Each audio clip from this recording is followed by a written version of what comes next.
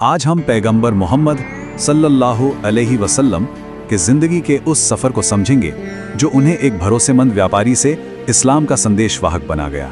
एक ऐसा सफ़र जिसने दुनिया को हमेशा के लिए बदल दिया। चलिए इस दिलचस्प कहानी की गहराइयों में उतरते हैं। तो इस पूरे सफ़र को हम 5 हिस्सों में देखेंगे, उनके शुरुआती दिनों से लेकर पैगंबर बनने तक, और फिर मक्का से मदीना के सफ़र से लेकर उनकी विरासत तक। इससे हमें उनकी पूरी जिंदगी और उनके संदेश को समझने में आसानी होगी। तो कहानी शुरू होती है मक्का से। पैगंबर बनने से बहुत पहले मोहम्मद सल्लल्लाहु अलैहि वसल्लम की जिंदगी कैसी थी?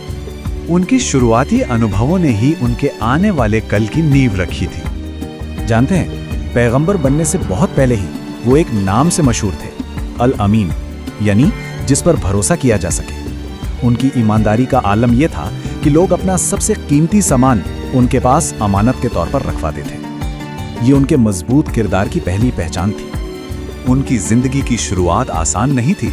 मक्का में पैदा हुए, लेकिन बचपन में ही उनके माता पिता का साया सर से उठ गया। उनके चाचा अबू तालिब ने उन्हें पाला पोसा।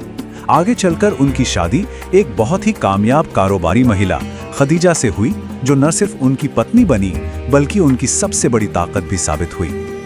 अब बात करते हैं उस एक लम्हे की जिसने न सिर्फ उनकी जिंदगी बल्कि कह सकते हैं कि दुनिया का इतिहास ही बदल दिया। ये वो मोड़ था जहां से सब कुछ बदलने वाला था।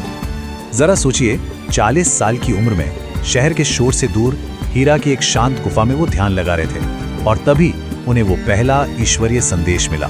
यहीं से एक पैगंबर के तौर पर उनका सफर शुरू हुआ। इस अनुभव के बाद उन्होंने मक्का के लोगों को एक बहुत ही साफ लेकिन उस वक्त के लिए एक क्रांतिकारी संदेश देना शुरू किया।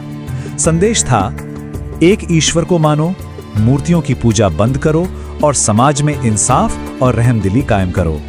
तो उनकी शुरुआती टीचिंग्स को देखें तो 3 सीधी सीधी बातें थी। ईश्वर एक है, इसलिए सिर्फ उसी की इबादत करो। मूर्तियों की पूजा गलत है, उसे छोड़ दो। और सबसे जरूरी, एक दूसरे के साथ इंसाफ और हमदर्दी से पेश आओ। और ये जो पहला संदेश था ना, ये तो बस एक शुरुआत थी। अगले 23 सालों तक फरिश्ते जिब्राइल के जरिए उन्हें अल्लाह के पैगाम मिलते रहे।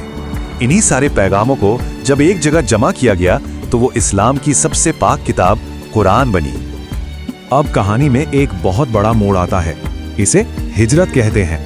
मक्का में जब विरोध बहुत बढ़ गया तो एक फैसला लिया गया, जो सिर्फ एक जगह बदलना नहीं था बल्कि एक नई शुरुआत थी।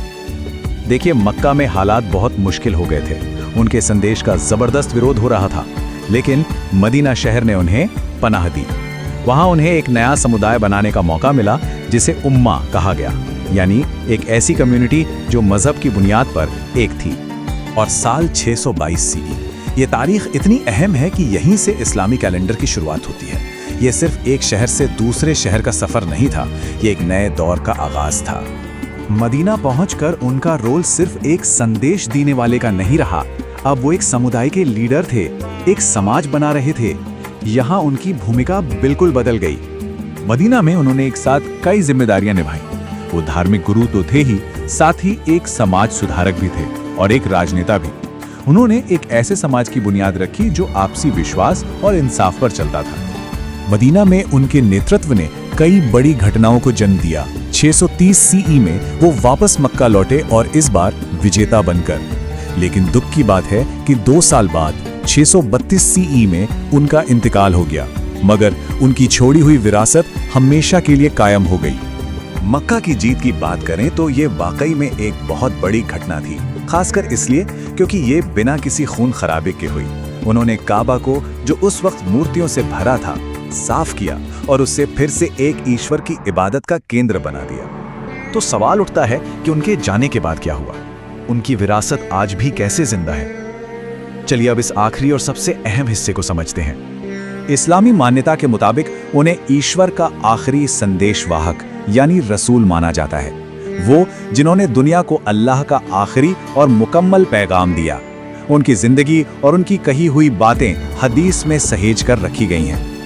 तो मुसलमानों के लिए गाइडेंस के 2 मेन सोर्स हैं। पहला है कुरान, जिसे अल्लाह का सीधा कलाम यानी शब्द माना जाता है, और दूसरा है हदीस, जिसमें पैगंबर मोहम्मद सल्लल्लाहु अलैहि वसल्लम की बातें और उनके काम शामिल हैं।